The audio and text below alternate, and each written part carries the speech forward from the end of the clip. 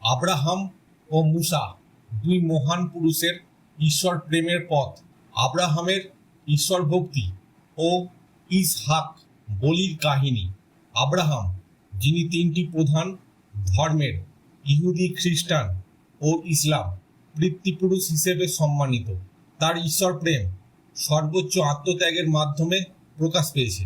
ঈশ্বর তাকে আদেশ করেছিলেন তার প্রিয় পুত্র ইসহাককে বলি দিতে। আব্রাহাম দ্বিধাহীনভাবে সেই আদেশ পালন করতে প্রস্তুত হন। এই কাহিনী কেবল এক পিতার আত্মত্যাগ নয়, বরং ঈশ্বরের প্রতি এক গভীর বিশ্বাস ও আত্মসমর্পণের প্রতীক। বর্তমান জীবনের উদাহরণ। আজকের জীবনে কেউ যখন নিজের স্বার্থ ত্যাগ করে সমাজ বা ন্যায়ের পক্ষে দাঁড়ায়, তখন সেটিও এক ধরনের ইসহাক বলি। যেমন এক মা তার স্বপ্ন ত্যাগ করে সন্তানের ভবিষ্যৎ গড়তে নিজেকে উৎসর্গ করেন। মুসার নেতৃত্ব ও তোরা লাভের গল্প। মুসা ছিলেন এক মহান নবী, যিনি ইহুদিদের মিশরের দাসত্ব থেকে মুক্ত করে ঈশ্বরের পথ দেখান। সিনাই পর্বতে ঈশ্বরের সঙ্গে সাক্ষাৎ করে তিনি তোরা লাভ করেন।